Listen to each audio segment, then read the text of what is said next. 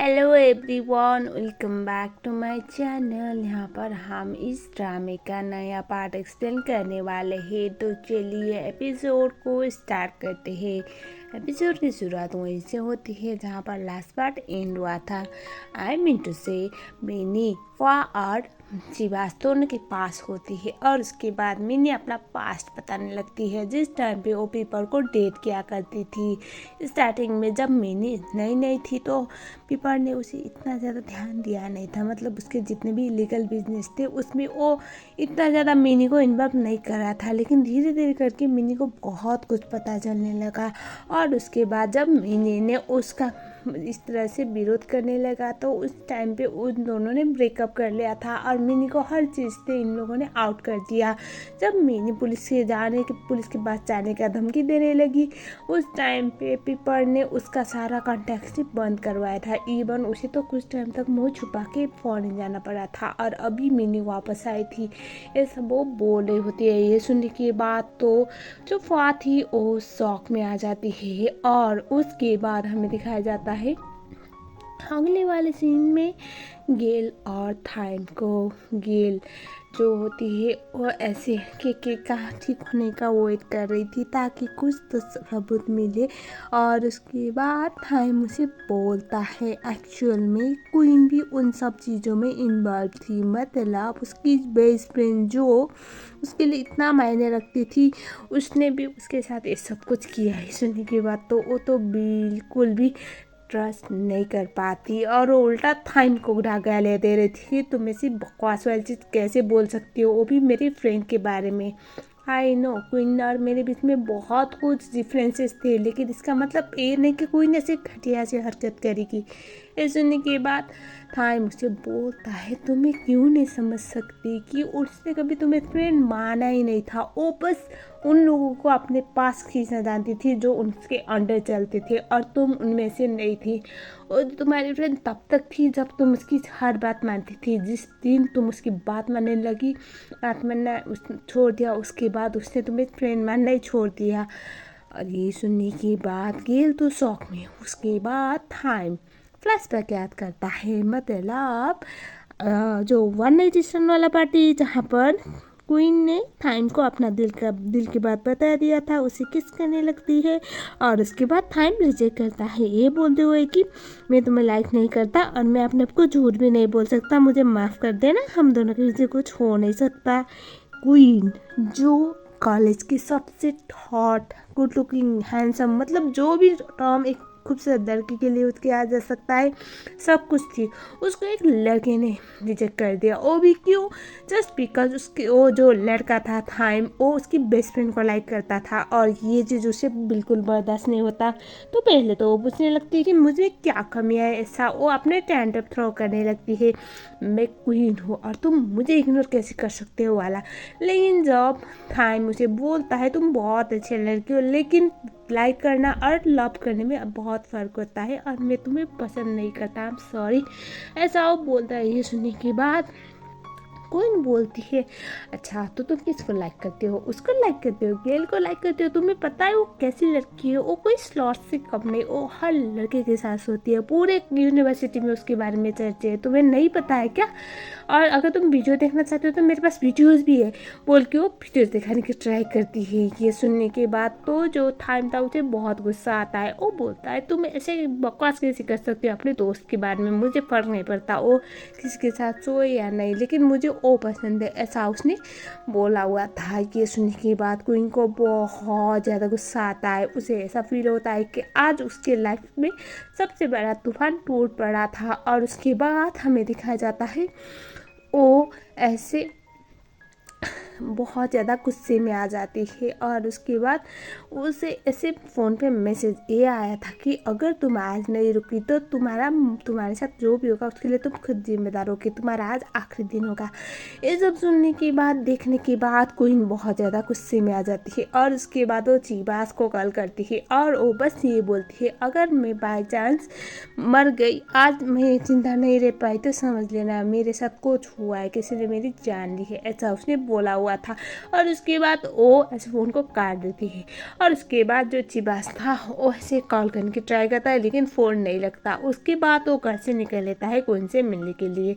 और उसके बाद आरजे को दिखाया जाता है। आरजे को मैसेज आता है कि आज गेल को संभालना है, मतलब गेल के साथ कुछ करो, मुझे फ़र्क नहीं पड़ता लेकिन कुछ करो जिसकी वजह से वो कहीं की ना रह जाए। और उसके बाद वो अपने फ्रेंड्स को इशारा करता है।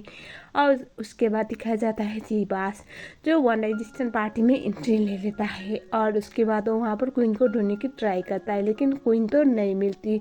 लेकिन क्वीन ऑलरेडी चिबास को देख चुकी थी। और उसके बाद क्वीन जो थी वो अपने फ्रेंड्स मतलब आरजे अर्की के सबको इशारा करती है। आरजे जाता है गेल के पास। गेल जो ऑलरेडी नशे में थी वो ऐसे उसके सेम ड्रिंक में ऑलरेडी और ज़्यादा नशा मिलाता है जिसकी वजह से गेल वहीं पर ख़त्म हो जाते हैं, मतलब वो टून हो जाते हैं। और उसके बाद आज सारे फ्रेंड्स उससे लेकर वहाँ से निकल लेते हैं। और उसके बाद हमें दिखाया जाता है अगले वाले सीन में जो आरजे था अंदर गया और वो जैसे गेल को बेड पे सुलाया जाता है। और उसके बाद वहाँ पर क्वीन आती है और क्वीन बोलती है वीडियो शूट करो। ऐसे सुनने की बात वो बोलता है कि हाँ कोई बात नहीं कर लेंगे। और उसके बाद वो वीडियो रिकॉर्ड करने के लिए वीडियो ओपन करता है और दो लोग तो काम कर रहे होते हैं। और उसके बाद अब तक भी ये नोट करना गाइस कि गेल को कुछ भी पता नहीं, मतलब वो होश में थी ही नहीं। और उसके बाद वो बस ये बोलता है कि मेरा फेस ब्लर कर देना।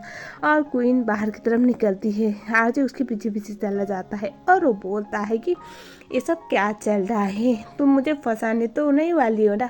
ये सुनने के बाद क्वीन बोलती है कि मुझे फ़र्क नहीं पड़ता, बस गेल कहीं की नहीं रहनी चाहिए।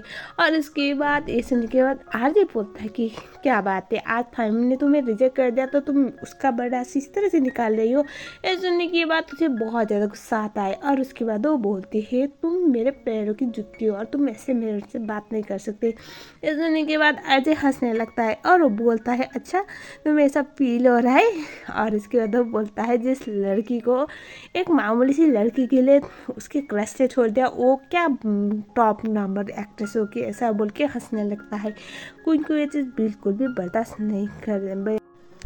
अब दिखाया जाता है चिबास और फा के बीच में, मतलब वही रात वाला बात जहाँ पर टोई के साथ लड़ाई होने के बाद चिबास सब फा को अपने घर पे लेके गया था और वो बहुत अपसेट थी। पहले तो वो अपने बारे में बताने लगती है, कहते हैं ना लोग नशे में सच बोलते हैं, अपने दिल की फीलिंग बताते हैं।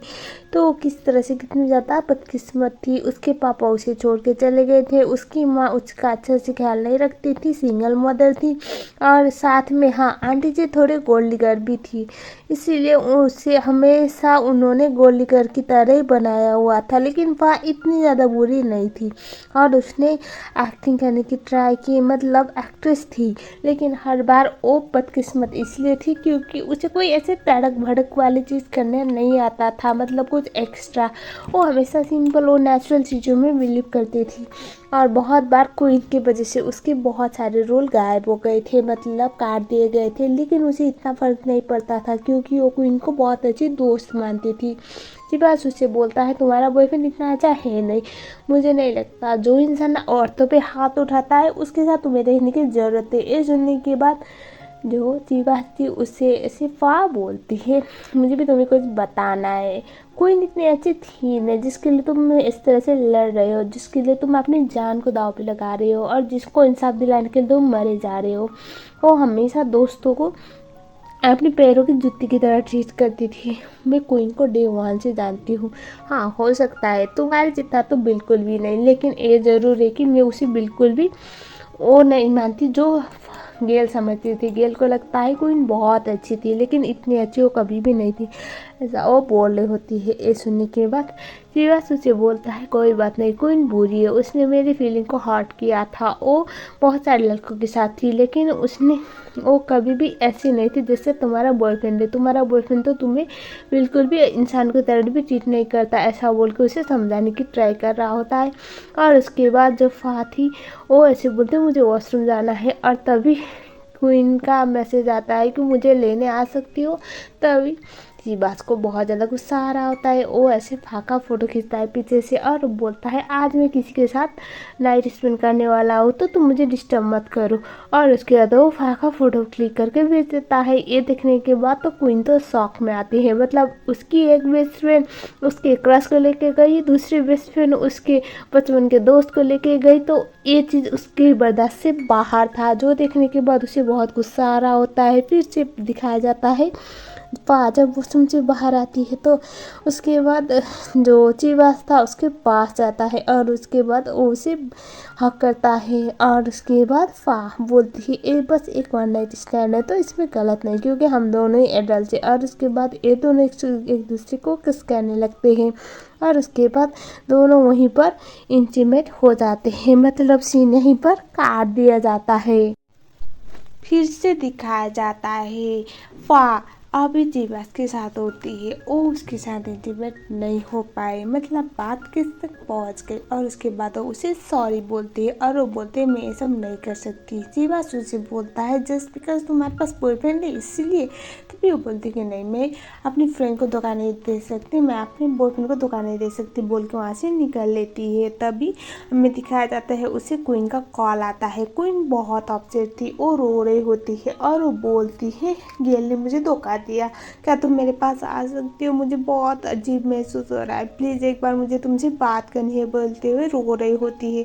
और उसके बाद हमें दिखाया जाता है वाह उसे समझाने की ट्राई करती थी, लेकिन वो बोलती है शायद तुम मेरे पास ना आए तो शायद आज मेरा आखिरी रात होगा, मैं कल सुबह की सूरज भी ना देख पाऊँ। ऐसा बोल के रोने लग जाती है। वाह बोलती है अच्छा अच्छा अच्छा रुको रुको मैं आ रही हूँ।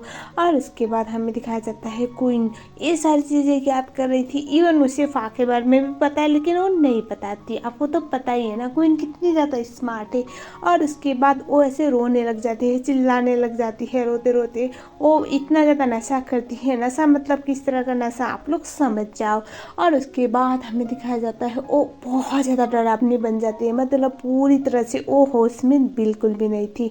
टॉय को दिखाया जाता है। टॉय अभी फा को ढूंढते ढूंढते यहाँ पर आया हुआ था, अपनी गाड़ी को ऐसे रोकता है और उसके बाद गाड़ी से बाहर निकलता है तो सीधा क्वीन के सामने आके गिर पड़ती है। और उसके बाद ऑन द स्पॉट वहीं पर उसकी मौत हो जाती है। ये देख के तो कुछ देर तक तो टॉय तो शौक में आ जाता है, वो उसके एक सदमा लगा हुआ था। और उसके बाद वो उठता है थोड़ा सा और वो गेल को ऐसे इस तरह से फा को ढूंढने की ट्राई करता है। फा आती है भागते हुए और वो बोलती है क्वीन क्वीन। और उसके बाद वो भी वहीं पर बेहोश हो जाती है। ये देख के तो टॉय की तो हालत ख़राब हो जाती है। तो अब धीरे धीरे करके पत्ते खुल रहे हैं और उम्मीद है आप लोगों को भी ये पसंद आया होगा। मैं इस पार्ट को यहीं पर ख़त्म कर रही हूँ। इसका जो नेक्स्ट पार्ट है मैं आप लोगों के लिए बहुत जल्द लाऊंगी। तब तक के लिए अगर आप लोग मेरे चैनल में नए हो तो चैनल को सब्सक्राइब ज़रूर कर लेना। मुझे आप लोगों की मोटिवेशन की बहुत ज़रूरत पड़ेगी। तो बताओ कैसा लगा ड्रामा। देखो आप लोग जितना लाइक करोगे जितना कमेंट करोगे उतना ही मेरा वीडियो यूट्यूब रिकमेंड करेगा, वरना बहुत ज़ीरो बनेगा चैनल। तो प्लीज़ वीडियो को लाइक ज़रूर करना। मिलते हैं अगले पार्ट के साथ जहाँ पर बहुत सारे रिविलेशन होने वाले हैं। तो thank you so much for watching.